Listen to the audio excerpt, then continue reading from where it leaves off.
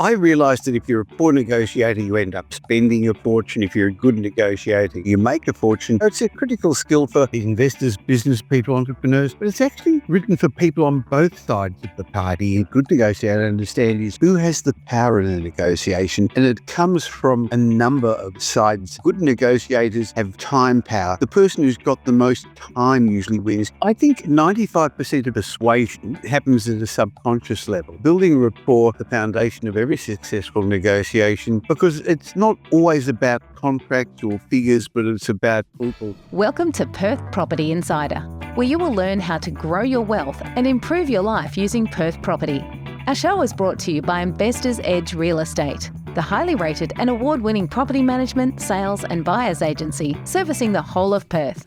Now, here's your host, Jared Mann. Have you ever missed out on a property purchase because you didn't know the questions to ask or could have approached things differently with the agent or the seller? And have you ever had situations where your partner or kids, where some negotiation skills could have come in handy? Well, I've got my good friend Michael Yardney back on the show today, and we're going to be chatting through his book, Negotiate, Influence and Persuade, Get the Best Deal Every Time. And I know you've got an updated edition, Michael, so very excited to have you on the show. Thanks for having me back. Yes, it's something that's going to affect us not just in property, but in life in general, Jared. So what inspired you to originally write this book and then give it a fresh lease on life? Because I've read it, the original, haven't read the updated one yet, so looking for. Only came out today. It came into the office today. I haven't even seen the new version in the printed copy yet, Jared. So you're the first person I'm talking about. Why I did it initially, because my publisher said, Michael, you've been involved in so many property deals. You've learned some things. How about putting a book on negotiation? And as I started writing it, I actually realized it's actually more than negotiation that people want. All of life's a bit of a negotiation, whether it's you're buying a property, asking for a raise, deciding who takes out the rubbish. We are constantly negotiating. But as I work with business owners, investors, I noticed negotiating isn't enough. You've got to actually be able to build rapport, to communicate effectively, and to ethically influence others. That's what it was about. But the new book was basically because the world's changed. And we now got AI, social media, digital communications. So you're often communicating with somebody else's bot. That's part of the problem, isn't it? The human element seems to still be almost more important now. And just because we've got these technologies, they almost seem to be blurring, and you can often recognize a response from ChatGPT a mile away. So tell us a bit about who's this book for. I guess probably anyone, but... Well, I realized that if you're a poor negotiator, you end up spending a fortune. If you're a good negotiator, fortune. If you're actually a great negotiator, you make a fortune. And so it's a critical skill for investors, business people, entrepreneurs, but it's actually written for people on both sides of the party. In other words, when you're buying, not just when you're selling. Life is one big negotiation, even at home. No, it's not just for salespeople, even though a lot of estate agents have bought it. It's actually being translated into 6 now foreign languages overseas. Interestingly, one of the biggest markets is in China, in mainland China. It's been translated to Chinese. Maybe not surprising, even though culturally they're much more used to negotiating. So it's written for anybody, and I've tried to do it at the level that it will help ordinary Australians in their day-to-day negotiations with their spouse, with their children, with their work colleagues, with customers, with clients. Yeah, great. So what are some of the key elements that you've gone into in becoming a great negotiator? Well, great negotiators share a few common traits. They prepare. They actually have emotional control, and they actually have learned to read people. And that's why when I talked about negotiation, I had to change the name from what the publisher initially asked to negotiate, influence, persuade, because it's more than that. So one of the things negotiators understand, good negotiators understand, is who has the power in a negotiation, and it comes from a number of sides. So good negotiators have time power. The person who's got the most time usually wins. If you're in a hurry, if you're desperate to sell a property, you're desperate to buy a property because you sold your home, that gives the other party leverage. That's why experienced negotiators, Jared, don't seem to rush. They understand that deadlines are often artificial anyway, created by estate agents. So time power helps you. Information power helps you. Knowledge is power in negotiation. The more you know about the property, the markets, the other person's motivations, in my mind, the stronger your position is. Best negotiators are sort of detectives before they're deal makers. They do their homework. They ask great questions. They listen more than they talk. And then the other real bit of power in negotiation is options. If you've got alternatives, you hold the power. When you've only got one option, and we're not just talking about property, you're negotiating from a point of weakness. But when you've got several, you're willing to walk away and the dynamic change instantly. So there's some of the powers in negotiation, the key elements that help you become a good negotiator. And I guess some of the others are learning to be emotionally detached, not getting too emotional. And before you even start negotiating, learning rapport, empathy, seeing the other person's side of things, walking in their shoes, understanding what they went. There's not manipulation then. What you're doing is influencing them ethically, in my mind.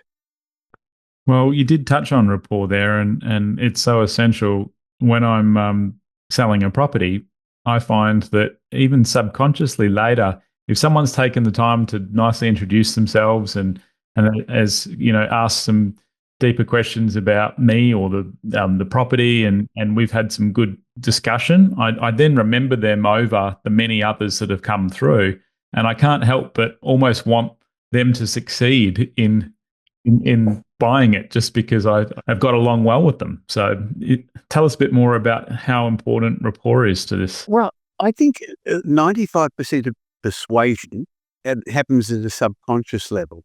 And so therefore building rapport, in my mind, is the foundation of every successful negotiation, because it's not always about contracts or figures, but it's about people.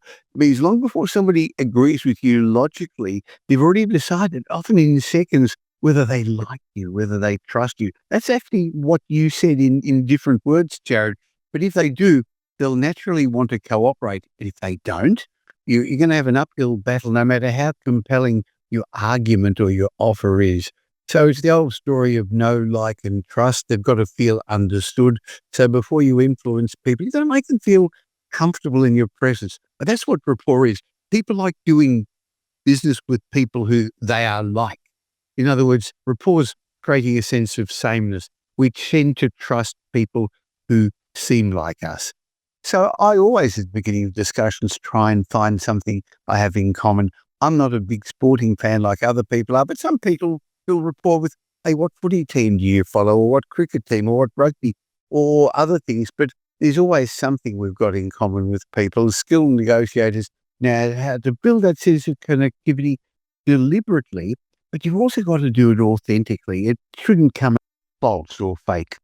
Well, one of the things that I love doing is, I think since having a family and having kids, the moment I see someone with kids walking up the driveway, I immediately relate to what they're looking for and what is important to them. And I love playing a little guessing game of guess how old the ages are of the kids. And, you know, these are things that I enjoy to do. And it's not an effort, it's me being real. And I think that comes across and also helps me understand the shoes that they're walking in. And Yeah, the key is so, authenticity, Jared. You can't fake rapport. You've got to genuinely care about the other person's needs and their outcomes.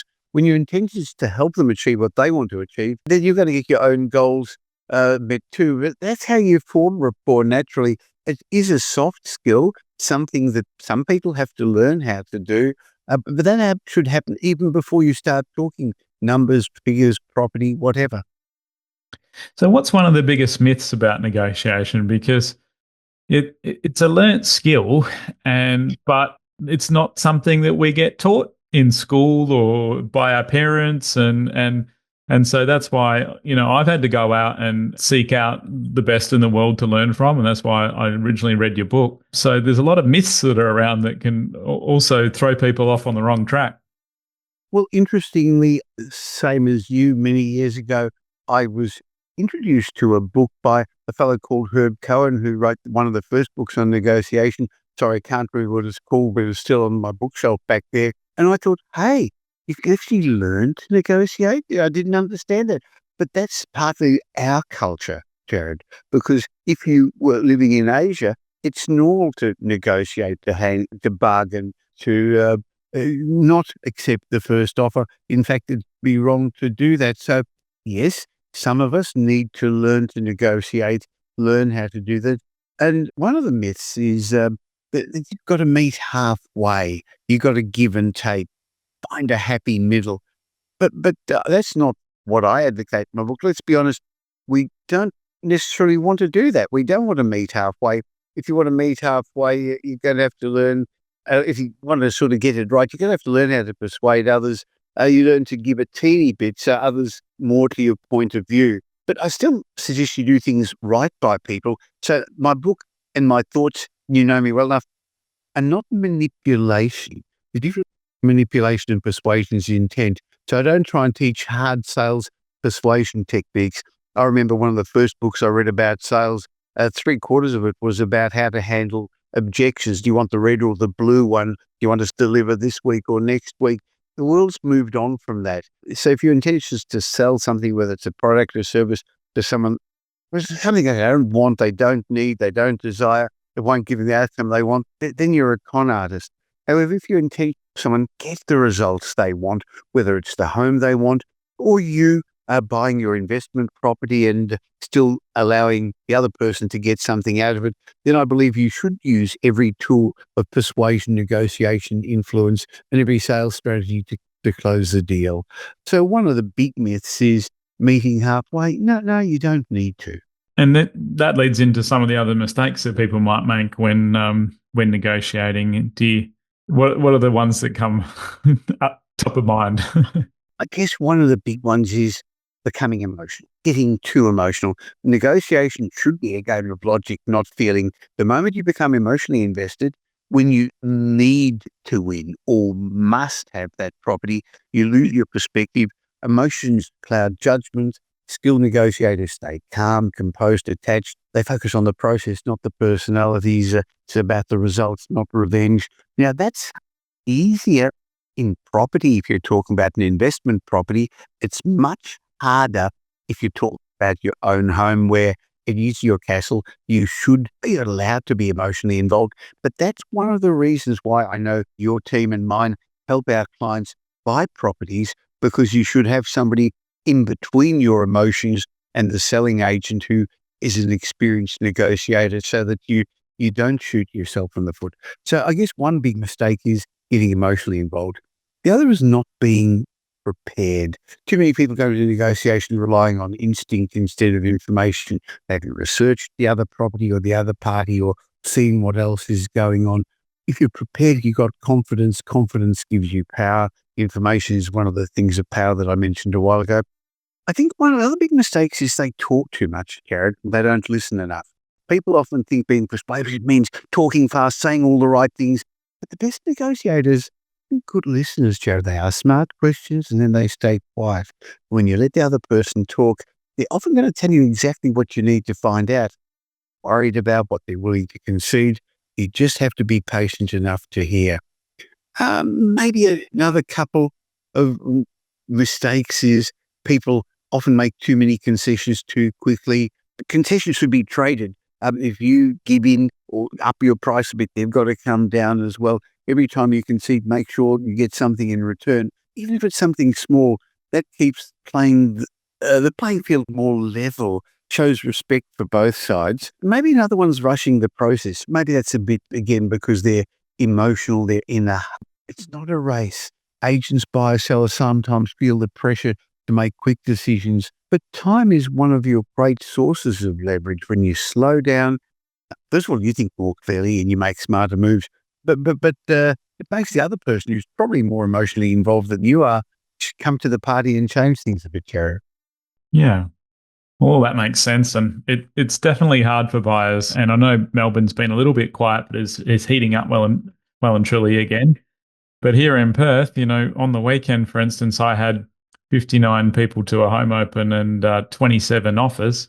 And you can just imagine how difficult it is in that kind of environment where There's a lot of urgency. There's a lot of competition. Buyers might have missed out 2 or 3 times on a property, and then they go into the next one really emotionally charged up and just wanting to, or the whole process to be over, the poor things. And so It's very stressful, sure. So what we're talking about is lovely in theory, but we're human.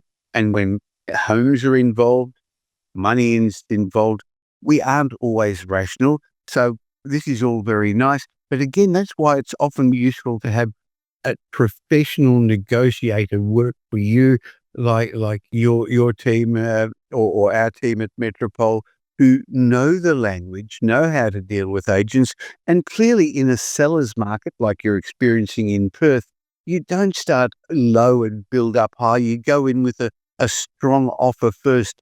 You've got to know the game that you're playing, and you've got to talk the right language as well, don't you? Just real quick before we continue on with the episode, are you getting my email updates yet?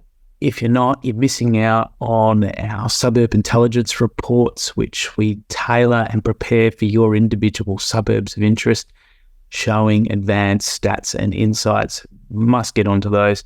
And I also send out exclusive invitations to our events, including webinars, sundowners, and workshops.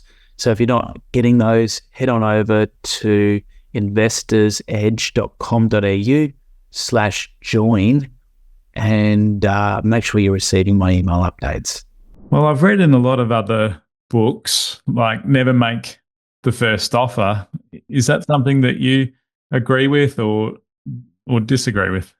Well, there's a number of biases that we have that make us not deal with negotiate rationally, and we run through those in the book. But one of them is a concept of an anchoring principle.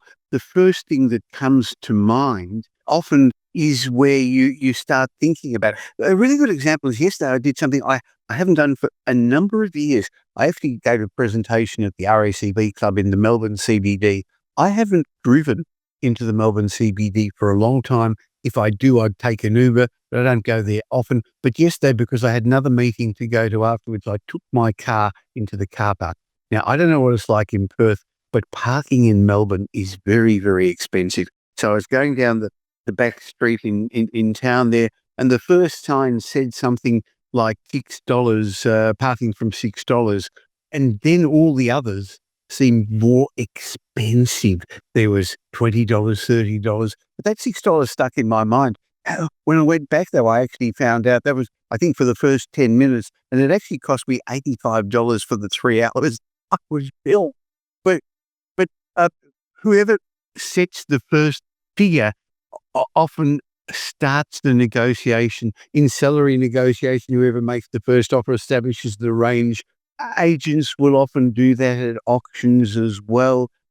They'll say, they're not going to say, this property is worth $1 million, but they'll say the property down the road that's very similar to this sold for $1 million. So it makes you already know that that's where their price bracket is, not the 900 or 950 that you were hoping for. So smart negotiators do come up with the first offer and set the scene. Now, again, in a tough seller's market, it doesn't work as easily as that.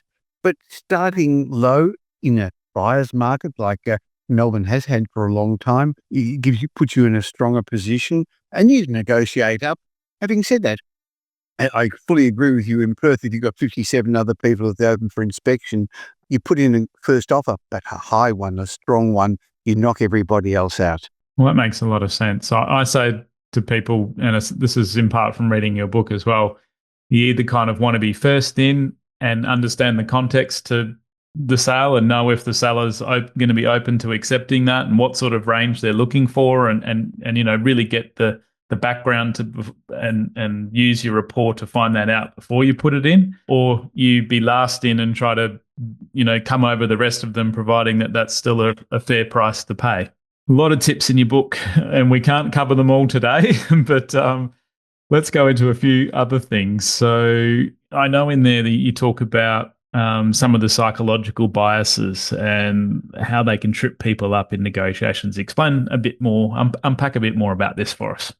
Well, one of the psychological biases we talked about a couple of moments ago was the anchoring bias, and that's one that we find affects people. One of the other biases is something we call recency bias, where something you've seen or come across recently is top of mind. So you think a lot about property that's just recently sold, and then you compare it to what you're looking for now. There's a whole lot in the book there that we break up and break down, I should say, because really we don't think rationally. So to understand, so biases are the mind's way of taking shortcuts, of putting an easy path ahead rather than thinking. So that's why in a lot of cases we don't negotiate smartly. We take the shortcut, but it's not necessarily the right route. Exactly right. Now, there's no school of negotiation. That's the problem. So those who are successful become so, in general, by doing lots of deals. Matured as a negotiator, I have. Now, clearly, some people have got a natural talent for that, but I've discovered that there are a number of rules, and that's why I wrote them down. That's why I've outlined them. And the rules, I mean, one of the ones that I often mention is everything's negotiable. See, a lot of people go in and think, oh, that's the asking price. It's not negotiable. And that's not just about property. When you go into clothes, you could negotiate. Now, they may not drop the price if you buy a suit, but they may throw in a tie. They may throw in a pair of socks. So I think you've got to consider everything's negotiable because somebody set the price somehow or other. I think another rule is you shouldn't really treat negotiating as a game, Jared. When it comes to negotiation, you should be involved, but not too much. As I said a couple of times, I guess, if you're emotionally involved, you lose your perspective. And I like the idea of striving to be innocent. How negotiators know that smart is dumb and dumb is smart. A lot of people go in, now I know all this, I've done all my homework, I've done all my research, I'm a smart property investor, and the selling agent often doesn't like that. You're better off acting as if you know less than everybody else. Now, you should have done your homework, you should have done your research, you should know more. But as soon as people admit they don't really understand something, you'll often find the other party rushes in to help them, say something like, look, I don't know about this, I'm new to this, you're the expert, you're going to have to help me understand this. Why do you think the property is worth that much? Or why does the vendor want that? So I think acting dumb actually helps you in negotiation. And ask questions. We mentioned that before, but one of the mistakes again, trying to act too smart, never be afraid to ask questions or ask the other party for advice. And again, helps the rapport, it helps build the trust, Jared. Well, that last one's just so important. I do get these property investors that come in and are telling me, what price the property's worth and telling me lots of things, but they haven't asked me, like, if they said, oh, how many people did you have to the home open? What sort of price feedback have you been receiving? What other properties around have you, seen that are under offer that has helped you price this? There's just so many better questions that could be asked rather than telling me what they think that they already know. So, yeah, I agree. Ask and be prepared to listen. So what's the real key to success with all this? It might have, I'm sure you've said it a few times throughout here, or you've weaved it in, but just thought we'd end on what's going to probably help people the most. And obviously go and grab a copy of your book to dive deeper into all of this. I'll go to Negotiate, Influence, Persuade and get a copy of the book. And I guess one of the things I'd like to do is to plug the services of Investors Edge in Perth and Metropole and the East Coast, the concept of having a smart negotiator on your side to help you as you learn these. Because most people listening to the Perth Property Podcast are listening because they're interested in property. So if we're talking with regard to property as opposed to other negotiations, there's too much to lose emotionally, missing out on one auction after the other, missing out on one purchase after the other, but also money-wise, be prepared to have a professional negotiator help you. So one of the big mistakes people make is not using a buyer's agent when purchasing a property. to help you through the process. They understand the language, but you've got to get somebody who's experienced. There's so many young new ones out here, particularly on the east coast of Australia, who've done a course, have not been on the other side. So the fact that you sell real estate, the fact that you manage properties gives you the understanding of what the other side thinks and does and wants. And so that puts you in a very different perspective from somebody who's an enthusiastic amateur. So it's not just getting access to silent sales. It's actually speaking the language of estate agents, building rapport with the selling agents so they tell you the information that they wouldn't tell the average, let's call them a punter, somebody who's only going to buy from them once. Well, the way that I look at all this is if you can get educated and know and develop these skills, you then know when someone's doing a good job for you, when they're acting for you. And even with all the skills that I have, I find it difficult to almost impossible to go and buy my own properties. And that's why I've used you over on the East Coast for buying things. And I've used one of my team like here to go between me and the seller or the sales agent, because I can't help getting involved emotionally. I want to compete and win. And it's almost worse when you have more money to spend than you could, because it's not, you can let your ego get in the way and not get a good deal because you've paid too much. So I find that learning about it helps you use the professionals even better. So you asked me about one little tip and I got sidetracked with the hint that you should have a professional on your side, when I know we both agree with that. But treat negotiation like a game. Stay calm, stay detached emotionally. Again, it's easy to say all this. And also aim for a win-win. It depends. If you're buying something once, if you're never going to go back, then yes, you can negotiate much harder. But if it's dealing with a long-term relationship, as often happens with property. Might be with your partner as well, or your kids. Or as it happens with people wanting to use your services as property man. Don't negotiate the last cent on property management fees, because you've got to understand what's important and what's not important in a negotiation. But the best negotiation of all is the one that gets you the deal, where you actually end up buying the property or the car or getting the raise in your salary. So I hear so many people say, I was really smart negotiator. I didn't pay as much as that at auction last weekend. Yeah, but that guy runs the property. I'm a really stupid negotiator. I told the agent he's asking too much. Yeah, so you didn't end up having it. But 6 other people were smarter than you and put higher bits in than you. So the best negotiator, sometimes it's just when it gets the deal. Because in property, in 5 years, as long as it's the right property, right location, bought in the right structures with the right finance in place, you pay a little bit more today. Don't worry. You wouldn't have liked to buy a property in Perth 5 years ago, any property in Perth 5 years ago. And if you paid 5,000, 10,000 too much, who cares?